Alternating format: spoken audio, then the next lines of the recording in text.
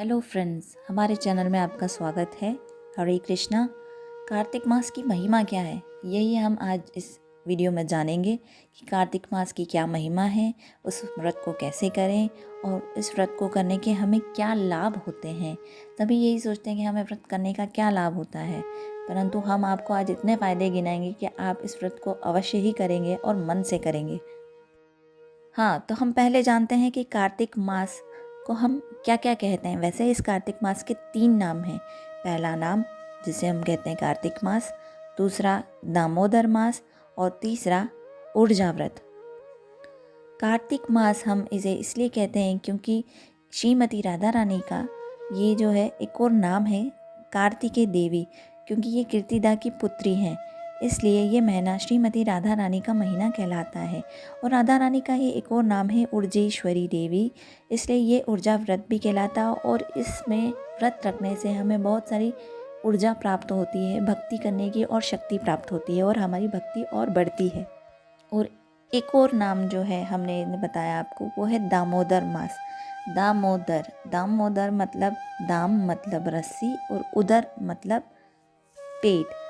इसी महीने में मैया यशोदा ने हमारे सांवले कृष्ण कन्हैया को जो है उधर पे रस्सी बांधकर पेड़ से बांधा था। इसी महीने में भगवान ने बहुत सारी लीलाएं की हैं और इसी महीने में बहुत सारे त्यौहार भी आते हैं।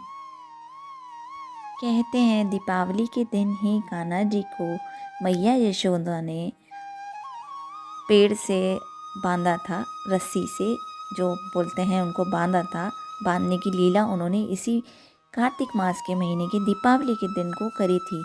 और कार्तिक मास में बहुत सारी चीज़ें हुई हैं, बहुत सारे त्यौहार आते हैं। जैसे श्रीमती राधा रानी ने सेवा कुंज में हमारे श्याम सुंदर को पेड़ से बांध दिया था, क्योंकि वो उनको मिलने में आने में लेट हो गया था, देरी हो गई थी, इसलिए श्रीमती राधा रानी ने भी उनको पेड़ से बांधा था।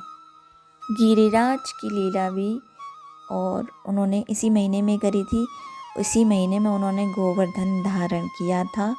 7 दिन 7 रात तक हमारे माधव, हमारे श्री कृष्ण ने जो है 7 दिन तक गोवर्धन को धारण किया था। शरद पूर्णिमा का भी त्यौहार इसी महीने में आता है।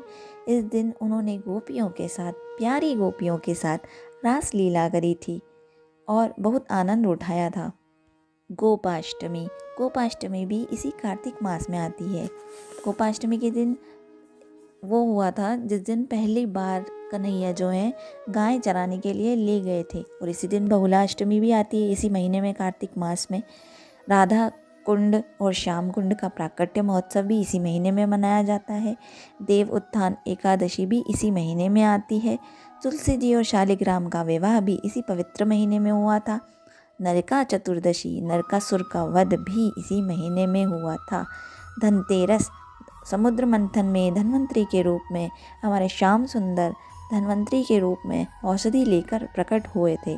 और सबसे बड़ी बात, दीपावली, सबसे बड़ा त्यौहार दीपावली भी इसी महीने में, कार्तिक मास के महीने में मनाई जाती है, जिस दिन हमारे श्री राम जी रावण का वध करके अयोध्या वापस लौटे थे।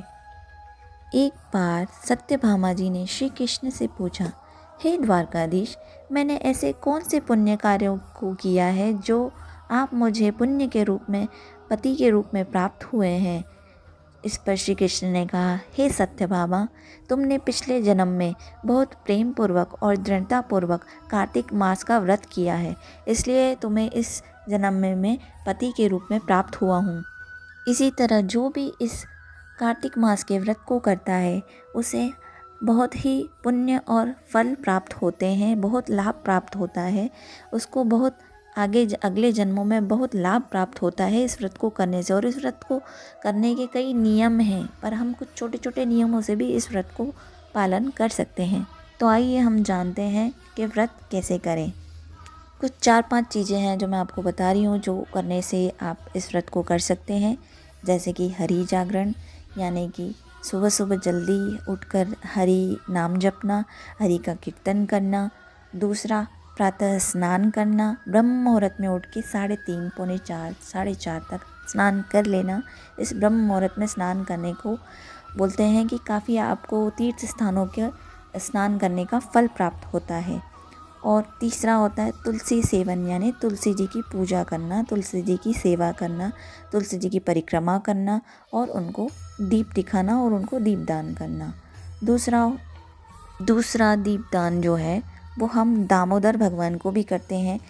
एक चित्र जिसमें मैया यशोदा कान्हा जी को बांध के बैठी हैं, तो उसको भी हमें कार्तिक मास में रोज़ दीपदान करना चाहिए। और दीपदान जो है नए दीपक से ही करना चाहिए, यानी कि 30 दिन के 30 दीपक होना चाहिए।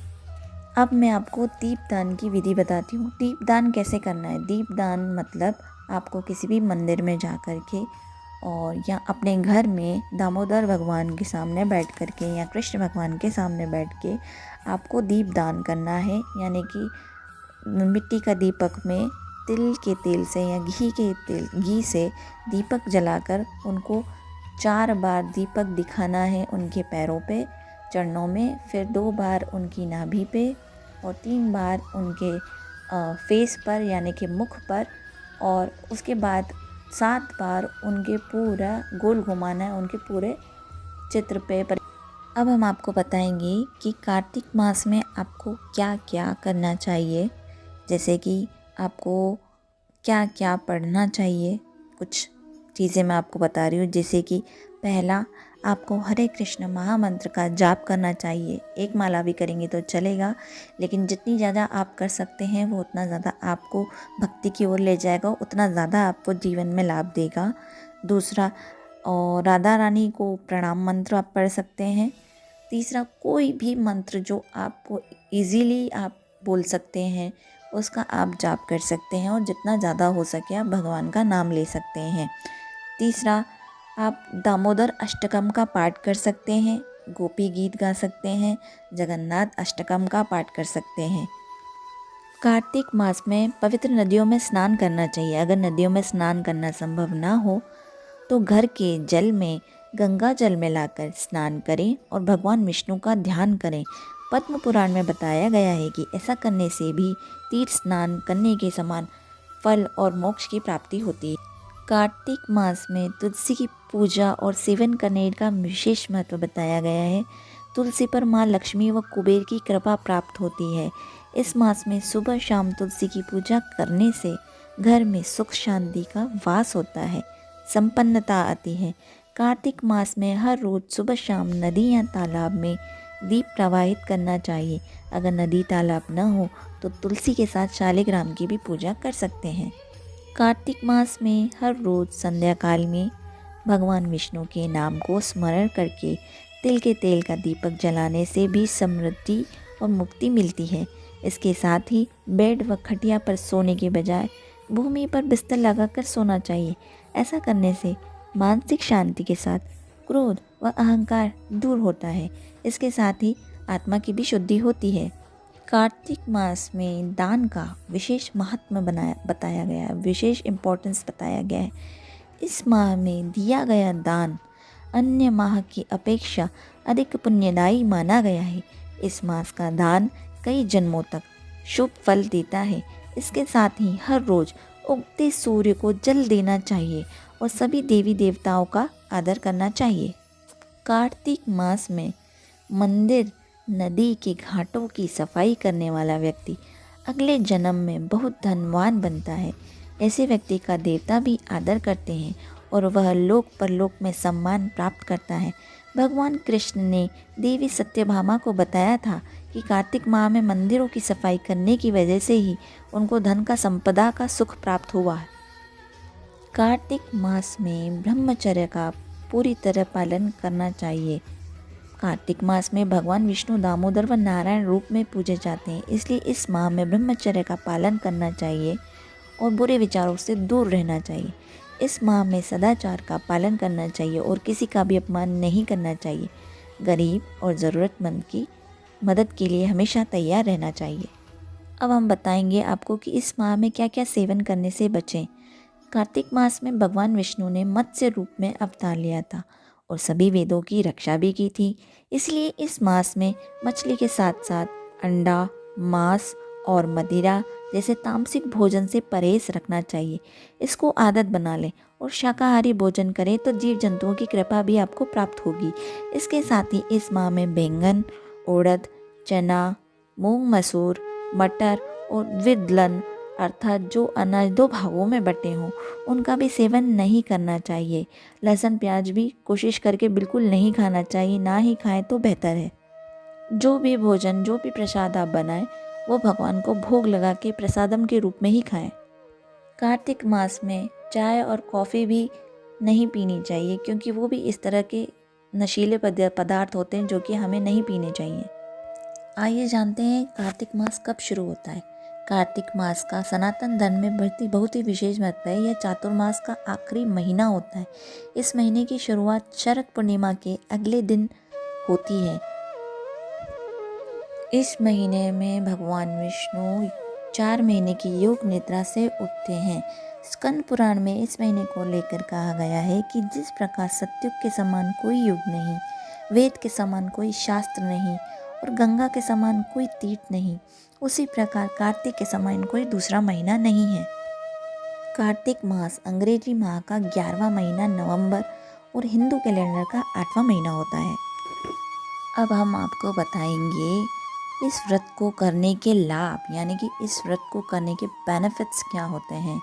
क्या बेनिफिट्स हैं वो हम आपको बताएंगे, जो कि बहुत ही इम्पोर्टेंट है आपके लिए।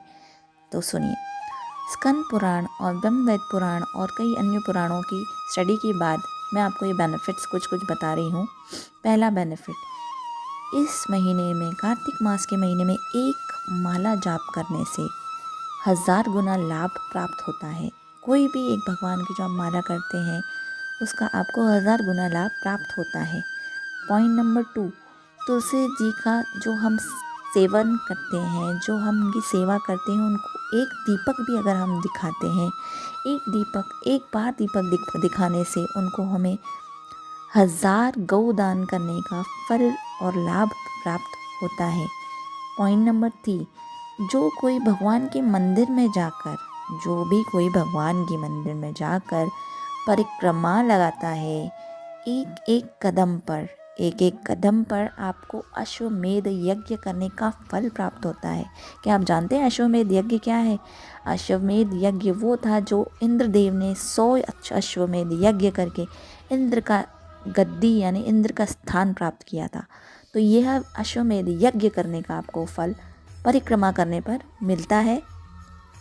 भगवत गीता, चौथा नंबर, भगवत गीता का एक श्लोक बोलने से रोज़, या आप एक बार भी बोलेंगे, एक बार एक श्लोक बोलने से, नहीं, आधे का भी आधा यानी 1/4 श्लोक भी आप बोलते हैं तो उसमें भी आपको सारे वेद, पुराण और शास्त्र पढ़ने का यानी उनके अध्ययन करने का लाभ आपको प्राप्त होता है, वो फल आपको प्राप्त होता है।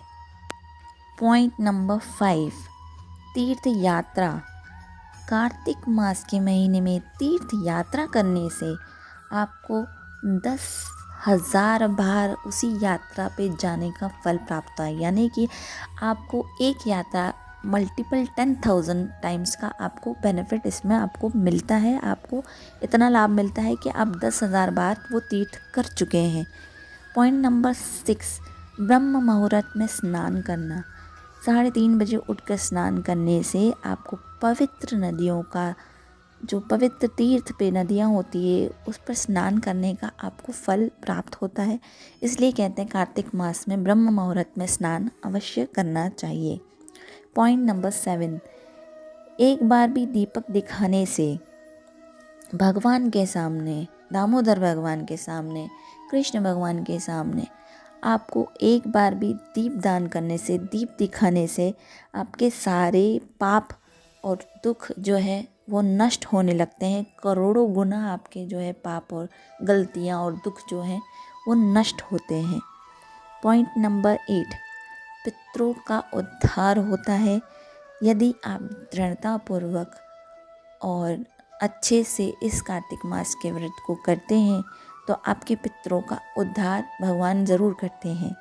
पॉइंट नंबर 9, कार्तिक मास की महिमा बताने से यानी कि जिस तरह से मैं आपको इसका महिमा बता रही हूँ, इसका महात्म्य बता रही हूँ, तो हो सकता है कई लोग आप में से इस व्रत के प्रति और जागरूक हो जाएं, इस व्रत को करें। इस तरीके से हम जिसे भी यह व्रत बताएंगे और वो व्रत अगर कुछ पालन करते हैं तो उसको उस चीज़ का फ़ायदा होगा, उसका भी लाभ होगा। यानी कि हम जिसे भी ये बताएंगे कि कार्तिक मास की महिमा क्या है, इस तरह से व्रत करना चाहिए, इस तरह से पूजन करना चाहिए, या एक बार भी दीपदान भी कर लेते हैं तो ये भी बहुत बड़ी बात है, लेकिन ज़रूर अवश्य करना चाहिए।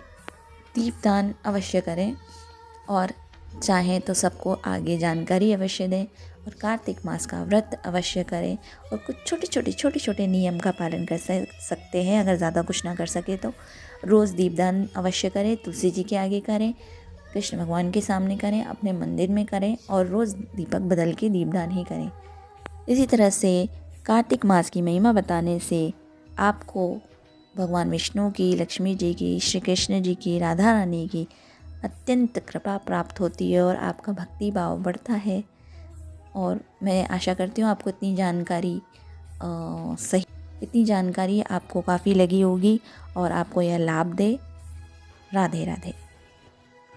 फ्रेंड्स, अगर आपको हमारा वीडियो अच्छा लगा हो तो लाइक एंड शेयर ज़रूर करें और इसी तरह की धार्मिक और आध्यात्मिक जानकारियों के लिए हमारा चैनल अभी सब्सक्राइब करें।